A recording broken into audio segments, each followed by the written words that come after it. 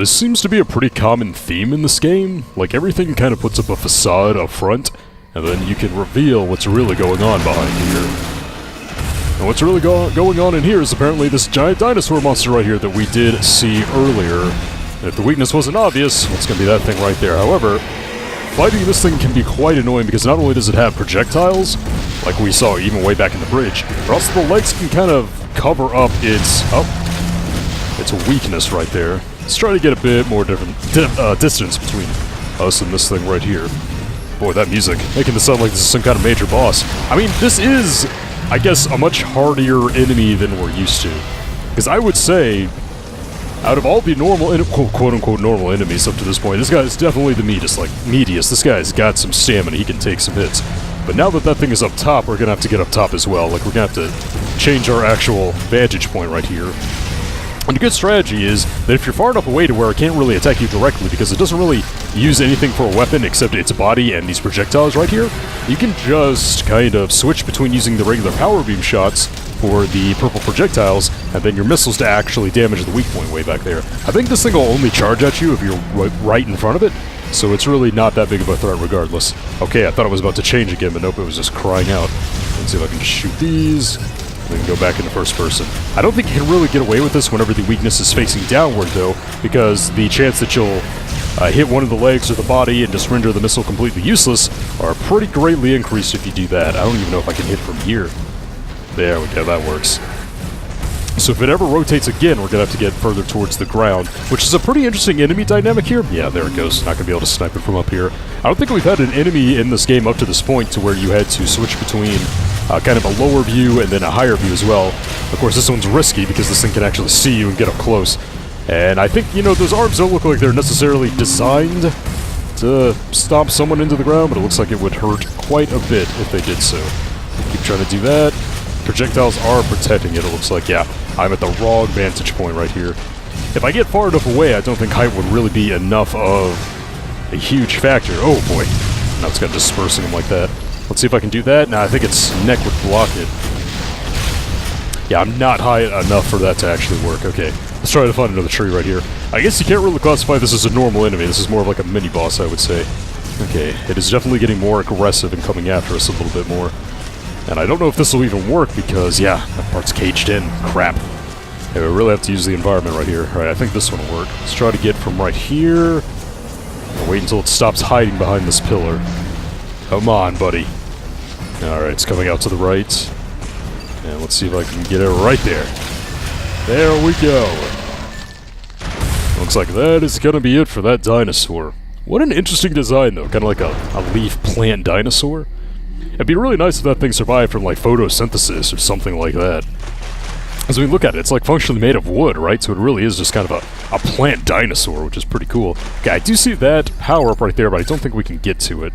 We can actually look at it. Oh, that's just the terminal. Yeah, I was about to say, I can't believe we can look at that from the very bottom right there, but I don't think we can get that right now, so we can come back to it later. You can backtrack through these areas later. I mean, for most of the quote-unquote main plot, it is kind of a tour, you know, kind of just going in one singular direction, but all this will open up at the very bottom of the game. I guess I should say end of the game, not necessarily the bottom, really, but again, very much Infusion in that manner, because in Fusion you did get access to the sectors one at a time, and you couldn't really go back to them either. I think these are like nests. What is in these again? I think we actually have to get close, and yeah, I'll burst open with those guys. We're not quite done with those despite the boss doing its thing back there and blah. So very much like Fusion in that regard, to where we'll eventually be able to get past all these, and that was just carelessness of me getting hung up with that one right there. Yeah, screw you. Unfortunately, we don't get an actual damaging animation whenever we do that. By that, I mean like the enemy doesn't actually get damaged. Because in some of these, whenever you get caught, you can kind of dodge out of it or something like that and cause damage to the enemy in the process to make it just a tad bit more flashy, but not with that guy right there. And speaking of flashy, I mean, this game kind of takes flashy in stride. Like, this game really has something going on for the flashiness and the acrobaticness and things like that, which is what I appreciate. We've never really seen that in a Metroid game before. I think I slightly alluded to that a couple episodes ago, but we can really go into now how Samus is just much more physical in this game, and I think it had to be a game kind of like this, because I don't know if it was even possible in games prior to this, because of course we have the classic 2D games, such as Super Metroid and things like that, and you can't really get physical in a 2D side-scroller like that, as this room looks to be completely useless right now, huh? And we got another elevator right here. You couldn't really do it in the Prime series either, although I guess you kind of could have. But the Prime series kind of, as far as combat was concerned, kind of did default to that more kind of standard first-person shooter type of combat, something you would really see in Halo. And I do cringe at combining Metroid Prime to Halo in any shape, form, or fashion, really. Because, that kind of happened a lot back in the day. Not that I would really remember. I wasn't really big into the online community and things like that when, I guess, the Halo versus Metroid thing was in its heyday. Was that ever really a thing, though? Like, I saw so many instances just in, 2007, 2008 when I was first getting on the internet, just, the war between Metroid and Halo, and I never got it, man. But as far as the combat was concerned with Metroid Prime, I mean, it was just kind of similar to any other first-person shooter, so you couldn't really do up-close and personal finishers like we have in this game necessarily. So with the 2D classic games out of the way, and with the Prime series not really able to do that much either, I mean, it did kind of turn to a 3D kind of action-oriented game in order for Samus to really kind of show off those action chops. And I think I said that I'm of the belief that might be Other M's biggest contribution to the series as a whole, and I'd like to go into that a bit more, because I do feel like Other M contributes some important things to the series, chief among them being the more physical Samus, because it makes sense that, not only, does she have a suit that's really powerful as far as the boom boom and the beep beep and the shooting is concerned, but also, Samus has alien DNA inside of her, man. She's supposed to be very physically gifted. And speaking of that, 3 more armadillos, eh? Alright, well, this is going to be really difficult if they're all 3 on top of each other like this, so I think it slows down for a second whenever we actually get into first person. We can do the missile that way. I'll get more into the physical aspect of Samus' moveset in this one, but yeah, this is going to be so difficult. We're so cramped, too. Last time we fought these guys, it wasn't in an area that was nearly as cramped as this. Okay, let's keep trying to get out of here. Let's see if I can finish this one off. That'll make it more easy. Badass moment, nice. And that should make this a tad bit more manageable since we don't have 3 of these guys swamping us at any given time. Okay, let's try to get you as well. Get up there, Samus. They don't stay in that normal state for very long. Go ahead and blast your head off. And then we only have 1 more. There we go. 1 missile right there. And we should be able to do this. Don't even have to badass finish that one right there. And I wonder what that could be. Just another energy part. Well, don't think we can get to that one right now either, so we'll have to come back. But yeah, the physicality of Samus, it almost makes too much sense, really, for something coming from Other M. And a game where so much just, does not make sense in a really aggravating kind of way, it makes sense that Samus would use the armor as a weapon. And it kind of makes sense from what we know about her as well. Actually, can I go into any of these vents? I don't think we can get in there quite yet. Yeah, don't think we can. I think the biggest weakness for this right here... Let me see if I can scan that. Yeah, I don't think we can do anything with this guy for right now. Nope, didn't think so. But yeah, it also makes sense for Samus from a character point of view from what we know about her, and how she was genetically enhanced with Chozo DNA and stuff, which makes her, I don't know, I never really saw her as kind of like a superhuman, superhero kind of thing. She's not like a Superman or something like that. I never saw her as having, super strength or something like that. Maybe stronger than, the average human, or... You know what would be a good comparison? It would be the Vulcans from the Star Trek series. And for those of you that don't know, the Vulcans are an alien species, but they're not that different from humans as far as just, kind of being a 2-legged human-like creature, but they do kind of have increased strength, but it's not like they can, lift boulders and crap like that. It's more just like if they were going hand-to-hand with a human, they could pretty easily beat them. Because we're gonna have another one of these right here. Ooh. Yeah, I kind of always pictured Samus to be in the same boat, though, to be honest, so I would think that she would have stronger than average strength for a human. This is gonna be underneath her again. And the bombs have not gone too crazy, but man, it is coming right at me. Yeah, I'm just firing right into its face right here. It's not going to work. And we don't have oh god, I've never seen it charge like that. That is terrifying. Okay, looks like this one's going to be a bit more up close and personal. Ooh, that was scary. Just seeing something that big just charge at you full speed. Blah. Let's try to get a good vantage point right here. This enemy is all about really just your relation to space and having a good vantage point and things like that. It doesn't look like we can really spam with the missiles either and get it that way. But we don't really have an upper vantage point besides this mound right here, so this could be a problem. I might have to draw it away from the mound, and then just maybe backtrack around and get it that way, because yeah, we do not have the same height advantage that we had back in that previous room. Energy tank, well, let's not leave the room and forget about that. Okay, can I hit it from here? I think its neck is going to be in the way. Nope, we can snipe it from here, that's great. Don't lock onto that. I think with enough distance, like I said, the actual height will not matter. Plus, the missiles have always had homing properties in the 3D games, which carries over to this one as well, so yeah. So I always picture Samus as being a very acrobatic person, and to give credit to the Smash Bros. Series, whenever they introduced a Zero Suit in Brawl, and this carried over to both Smash 4 and Smash Ultimate, she was very acrobatic in that one. Although she was quite weak in the Smash Bros. Series. I don't know, but Smash is so kind of difficult to gauge as far as all these stats are concerned, like height and strength and stuff like that. But point being, I always did see Samus as using her body as a weapon, for sure, and especially the suit. And this game really kind of brings that to fruition. And it wasn't really ignored in future games either, and I say future games when really there were only two. I mean, it was just Federation Force, which I'm not a fan of because it's a multiplayer-based shooter, and I don't know, like, I was open to it, I tried it, like, I played as much as the game as I could, and maybe it would have been better if I had had people to play with, but for me, it wasn't like, I wasn't going around being like, hey, 3 other college-aged friends, why don't you buy Metroid Prime Federation Force and bring your 3DSs and come play the game with me? It's just, that didn't work. And then the only other future game was Metroid Samus Returns for the 3DS, and of course, everyone knows about the... What was the actual system called? I guess it was the counter system in that game, to where Samus used her arm cannon to kind of counter enemies and stuff like that. And I believe that was lifted directly from Other M. And of course, the director for Samus Returns was once again Sakamoto, who was the director of this game, the oh-so controversial director, apparently. Which I don't really like to say. Like, I don't think... People really do not give Sakamoto enough credit, and it's all because of this game right here, but people forget how important he really was to the series, and I'll get more on that later. You know, we will definitely be talking about Sakamoto at length when the appropriate time comes. I'd like a few more of the kind of questionable decisions to come to light before we start doing that, but I'm starting to think missiles are the way to go, because not only are they a moving target, but we're moving as well, which makes just normal power beam shots very, very difficult. But yeah, so Sakamoto also directed Samus Returns, and I do think he learned his lesson from Other M as far as storytelling was concerned. But as far as gameplay is concerned, I think he knew that probably, like, one of the really good things that he had going on with Other M was the physicality of the Samus character and how much she used that, which is why that counter kind of made its way over into Samus Returns, despite it being a 2D game, and of course you can't have the same level of that in a 2D game as opposed to a fully 3D one like this where you can move around and kind of get closer to the enemies in unique ways and stuff like that. But point being, guys, let's not pretend like Other M had absolutely nothing to give to the series from any standpoint whatsoever, because I just think that's not true, and I think we actually have proof now that Samus Returns was released that it definitely wasn't true. But alright, we'll go ahead and nab that energy tank that we saw earlier, and should be a straight shot out of this room from here on out. What another strange, very open-ended room. Kind of simulating really tall trees, I suppose. You know, ever since I pointed out that, you know, you can go into first-person view at any point and just get a better kind of look at the room, I've been doing it a lot lately. I don't know, I just think it really is cool. Just a completely different perspective and stuff like that. You know, something that, you know, maybe this isn't an apt comparison, but something like Paper Mario, I think Paper Mario, even though...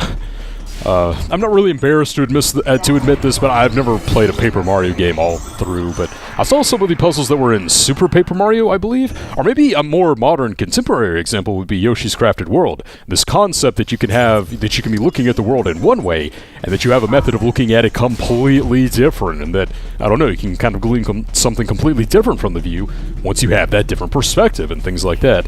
And I spy with my little eye yet another missile tank right there.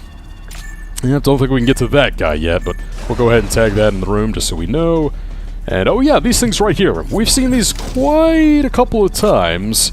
Power bombs, but unfortunately, and this is probably the only time it makes sense, Adam has no plans to authorize the power bombs. And since the power bombs were kind of, I guess, buffed up in this game, this is really kind of the start of the power bombs being OP, I think. Now they can vaporize things instantly. Well, that's kind of the one thing that makes sense that you probably shouldn't authorize, but here we are at long last.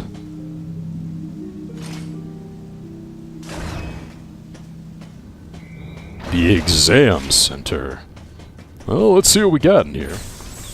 This is definitely a contrast to the rest of the area, as this one has no naturalistic elements to it whatsoever. Definitely kind of more of like a research center or something like that. And man, that music, yeah, you're getting the feeling that like something's not going right here. In fact, It looks like one of those automatic droids still kind of beeping right there. But of course, everything in this ship, I don't even know if I told you guys what it was. The bottle ship is what they call it. May as well be the BSL station, though, am I right? But yeah, in the bottle ship, everything is kind of really torn up. Even during Adam's kind of, his debriefing at the beginning, he was like, okay, this entire station's in complete disarray. Why don't you guys go and do something about it? Alright, so what do we have here? Yet another one. Looks like a lot of security drones kind of bit the dust here for some reason. Well, let's continue to head on over here. I think this is the place where we were supposed to rendezvous with everyone. Rendezvous. Nothing going on right there, but if you ever reach the door and you see a crack in the wall, well, there you go. Yep, more and more of the droids. And the computer room. Nice.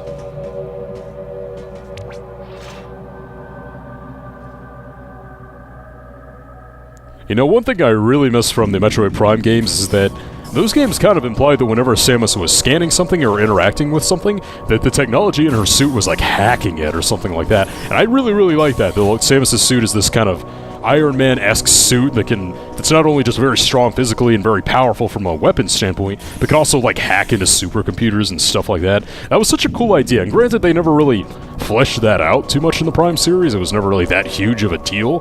But I kind of wish it had definitely carried over into Other M here, and that maybe, well, they would do something with it in the future. I don't know. With the popularity of Iron Man, the Iron Man character, and stuff like that, I definitely think, you know, there's something to be gained there by borrowing from that. And someone, or something, has forced their way into this room right here.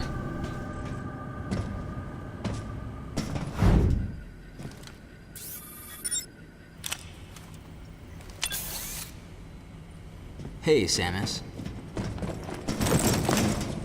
Hi. Where's Lyle? Looks like he's late. Huh?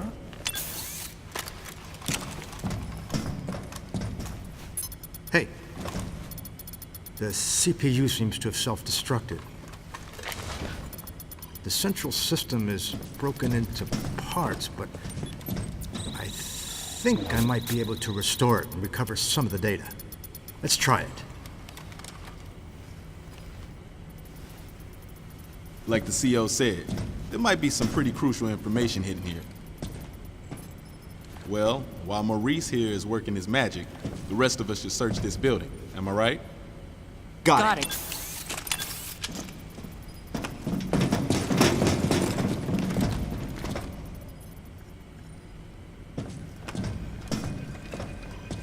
Hey, Princess. Does this view bring back any memories? Yeah. Looks like the training grounds of the Galactic Federation.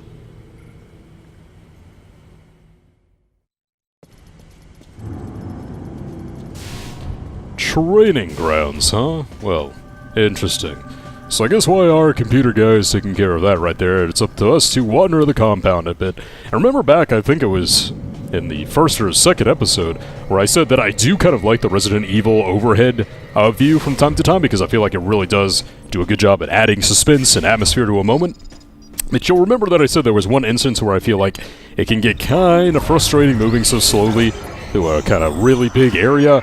Well, this is definitely the one instance here. I think this is the only instance, really, where it just kind of really gets on my nerves. But that's only me replaying it. I think if you're playing this for the first time, like, this is incredibly atmospheric, because not only is it a huge contrast to the rest of the game, to where, you know, we can move so fast and have a lot of control over movement and stuff, but also just the environment is so creepy. Just listen and soak in the atmosphere for a sec.